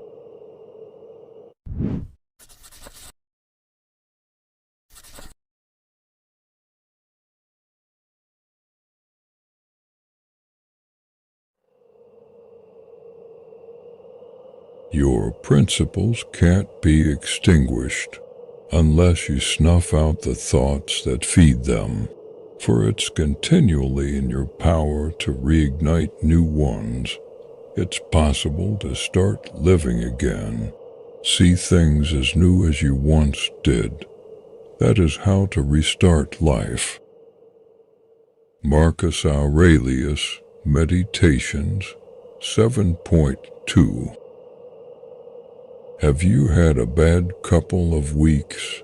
Have you been drifting away from the principles and beliefs that you hold dear? It's perfectly fine. It happens to all of us, in fact. It probably happened to Marcus. That may be why he scribbled this note to himself. Perhaps he'd been dealing with difficult senators, or having difficulties with his troubled son. Perhaps in these scenarios he lost his temper, became depressed, or stopped checking in with himself. Who wouldn't? But the reminder here is that no matter what happens, no matter how disappointing our behavior has been in the past, the principles themselves remain unchanged. We can return and embrace them at any moment. What happened yesterday, what happened 5 minutes ago, is the past. We can reignite and restart whenever we like. Why not do it right now? Subscribe Stoic Doc for more this kind of content.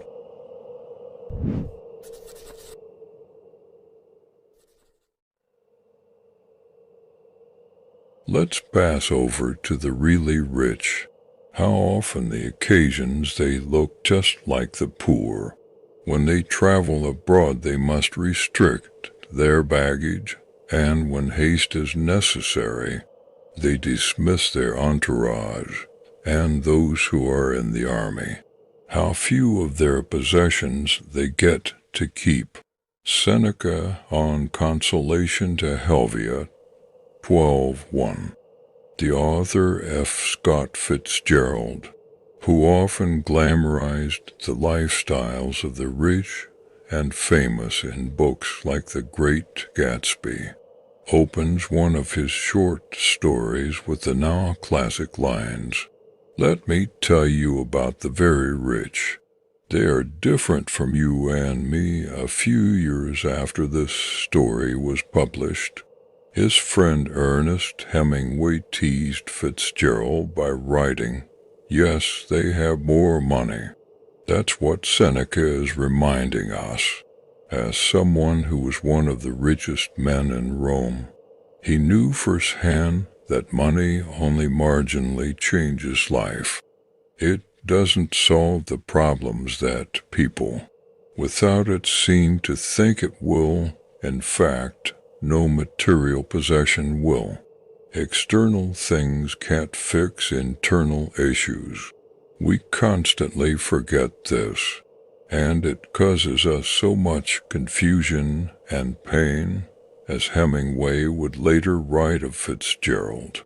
He thought the rich were a special glamorous race, and when he found they weren't, it wrecked him as much as any other thing that wrecked him. Without a change, the same will be true for us.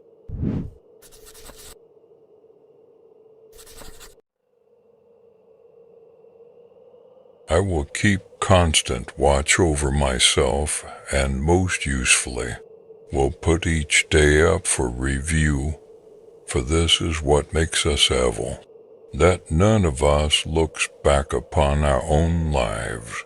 We reflect upon only that which we are about to do, and yet our plans for the future descend from the past. Seneca, Moral Letters, 83.2. In a letter to his older brother Novatus, Seneca describes a beneficial exercise he borrowed from another prominent philosopher. At the end of each day, he would ask himself variations of the following questions: what bad habit did I curb today?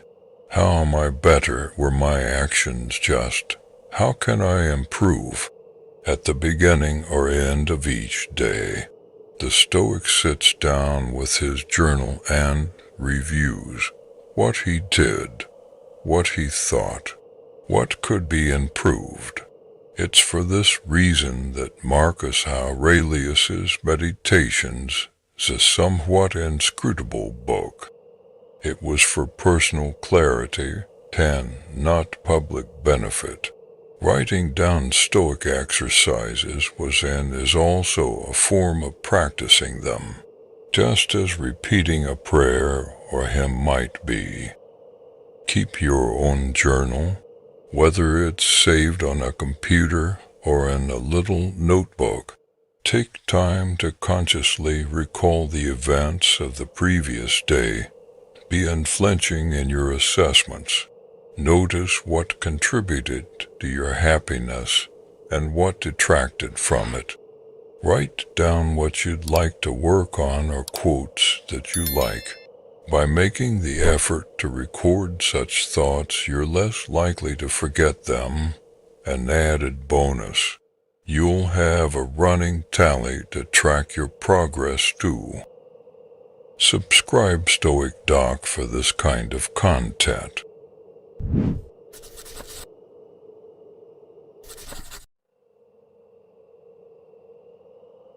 Don't return to philosophy as a taskmaster, but as patients seek out relief in a treatment of sore eyes or a dressing for a burn, or from an ointment. Regarding it this way, you'll obey reason without putting it on display and rest easy in its care.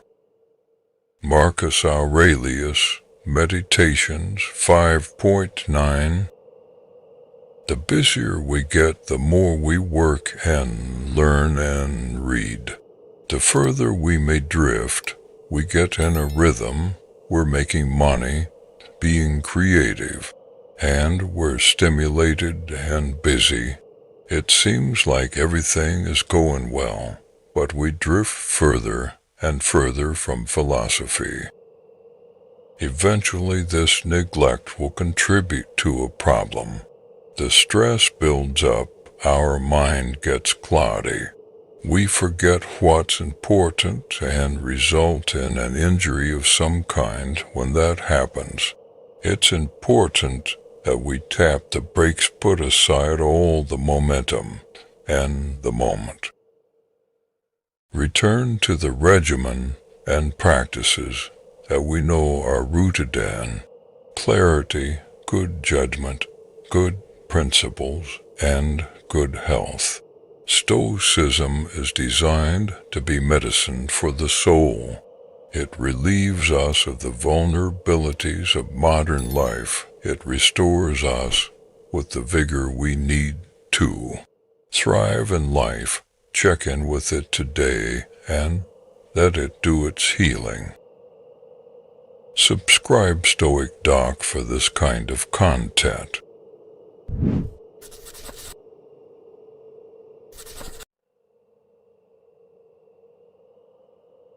Keep constant guard over your perceptions, for it is no small thing you are protecting, but your respect, trustworthiness, and steadiness, peace of mind, freedom from pain and fear.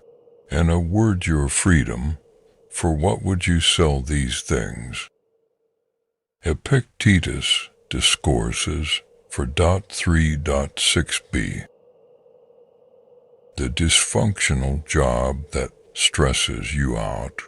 A contentious relationship, life in the spotlight, Stoicism, because it helps us manage and think through our emotional reactions, can make these kinds of situations easier to bear. It can help you manage and mitigate the triggers that seem to be so constantly tripped. But here's a question. Why are you subjecting yourself to this? Is this really the environment you were made for? To be provoked by nasty emails and an endless parade of workplace problems? Our adrenal glands can handle only so much before they become exhausted. Shouldn't you preserve them for life and death situations? So yes, use Stoicism to manage these difficulties. But don't forget to ask, is this really the life I want? Every time you get upset, a little bit of life leaves the body. Are these really the things on which you want to spend that priceless resource? Don't be afraid to make a change, a big one. Subscribe Stoic Doc for more this kind of content.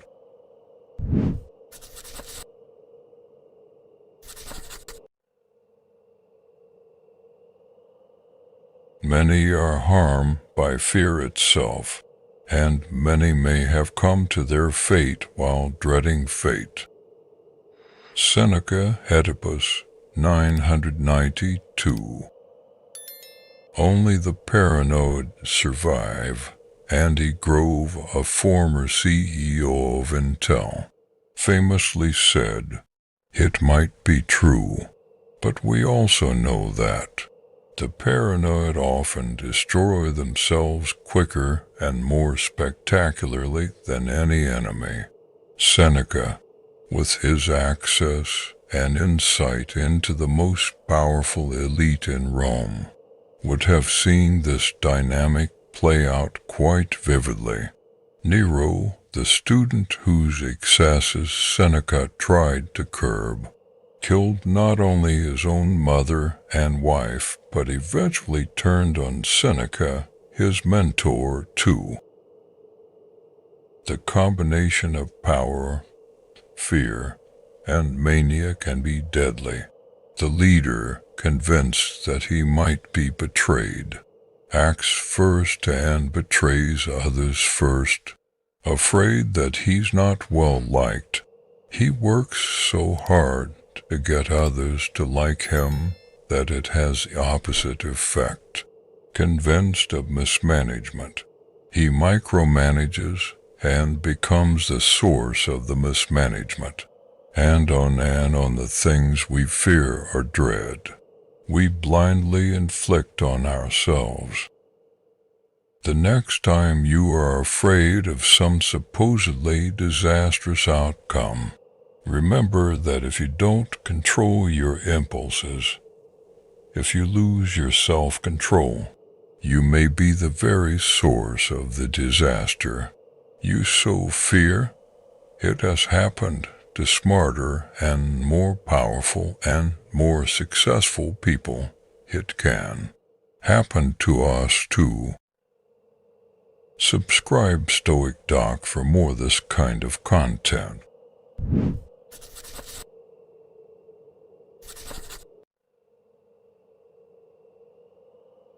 We have the power to hold no opinion about a thing, and to not let it upset our state of mind, for things have no natural power to shape our judgments. Marcus Aurelius, Meditations 6.52. Here's a funny exercise. Think about all the upsetting things you don't know about, stuff people might have said about you behind your back. mistakes you might have made that never came to your attention, things you dropped or lost without even realizing it. What's your reaction? You don't have one because you don't know about it. In other words, it is possible to hold no opinion about a negative thing. You just need to cultivate that power instead of wielding it accidentally, especially when having an opinion is likely to make us aggravated. Practice the ability of having absolutely no thoughts about something. Act as if you had no idea it ever occurred, or that you've never heard of it before. Let it become irrelevant or non-existent to you. It'll be a lot less powerful this way. Subscribe Stoic Doc for more this kind of content.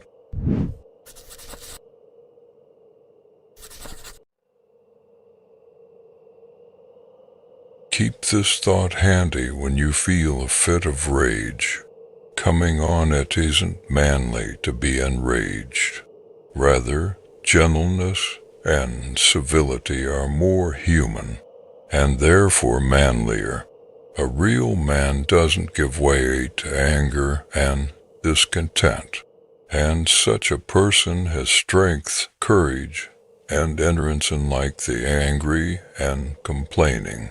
The nearer a man comes to a calm mind, the closer he is to strength. Marcus Aurelius, Meditations 11.18, 5b. Why do athletes talk trash to each other? Why do they deliberately say offensive and nasty things to their competitors when the refs aren't looking to provoke a reaction? Distracting and angering opponents is an easy way to knock them off their game. Try to remember that when you find yourself getting mad, anger is not impressive or tough. It's a mistake. It's weakness, depending on what you're doing. It might even be a trap that someone laid for you. Fans and opponents called boxer Joe Louis the ring robot because he was utterly unemotional. His cold, calm demeanor was far more terrifying than any crazed look or emotional outburst would have been. Strength is the ability to maintain a hold of oneself. It's being the person who never gets mad, who cannot be rattled, because they are in control of their passions rather than controlled by their passions.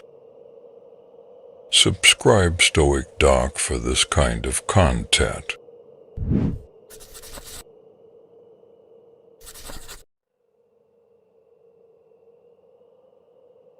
When I see an anxious person, I ask myself, what do they want?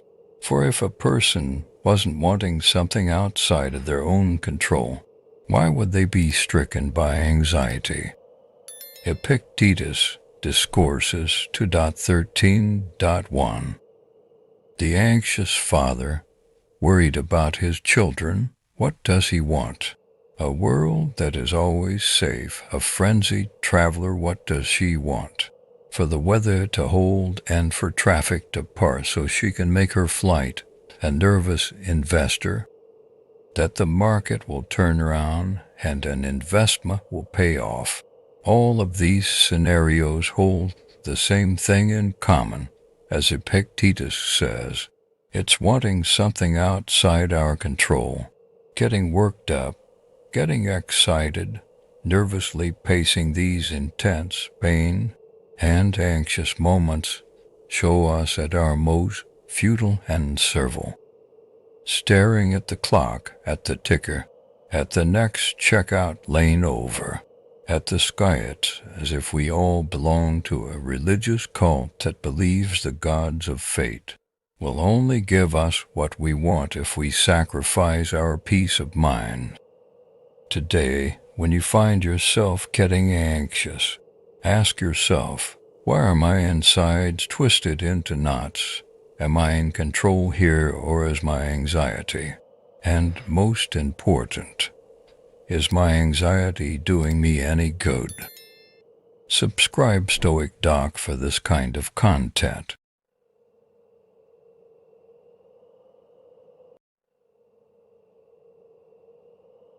Clear your mind and get a hold on yourself, and as when awakened from sleep and realizing it was only a bad dream upsetting you, wake up and see that what's there is just like those dreams. Marcus Aurelius, Meditations 6.31. The author Raymond Chandler was describing most of us when he wrote in a letter to his publisher, "I never looked back, although I had many uneasy periods looking forward." Thomas Jefferson once joked in a letter to John Adams, "How much pain have cost us the evils which have never happened." And Seneca would put it best, "There is nothing so certain in our fears that's not yet more certain in the fact that most of what we dread comes to nothing." Many of the things that upset us, the Stoics believed, are a product of the imagination, not reality. Like dreams, they are vivid and realistic at the time, but preposterous once we come out of it. In a dream, we never stop to think and say, "Does this make any sense?" No, we go along with it. The same goes with our flights of anger or fear, or other extreme emotions. Getting upset is like continuing the dream while you're awake. The thing that provoked you wasn't real, but your reaction was, and so from the fake comes real consequences, which is why you need to wake up right now instead of creating a nightmare. Subscribe Stoic Doc for more of this kind of content.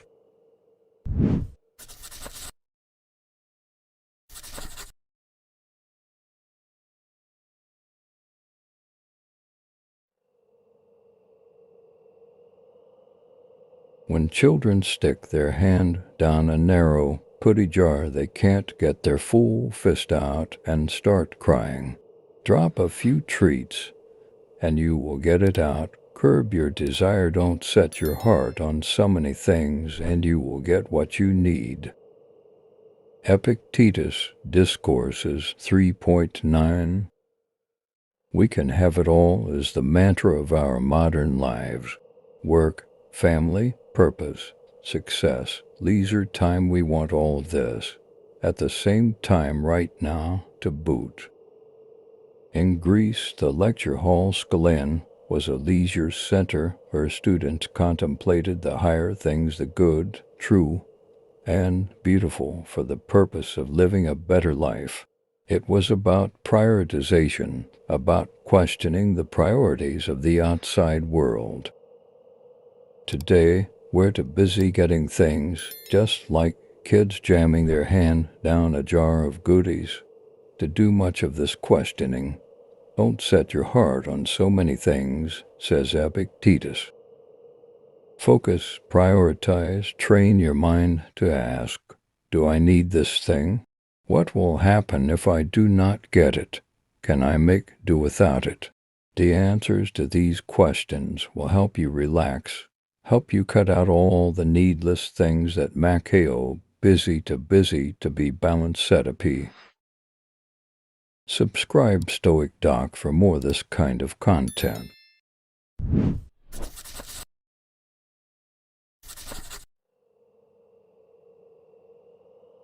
Robbers, perverts, killers, and tyrants gather for your inspection their so-called pleasures. Marcus Aurelius, Meditations 6.34. It's never great to judge other people, but it's worth taking a second to investigate how a life dedicated to indulging every whim actually works out. The writer in Lamont jokes in Bird by Bird, "Ever wonder what God thinks of money? Just look at the people he gives it to. The same goes for pleasure. Look at the dictator and his harem filled with plotting, manipulative mistresses. Look how quickly the parting of a young starlet turns to drug addiction and a stalled career. Ask yourself, is that really worth it? Is it really that pleasurable? Consider that when you crave something or contemplate indulging in a harmless vice. Subscribe Stoic Doc for this kind of content.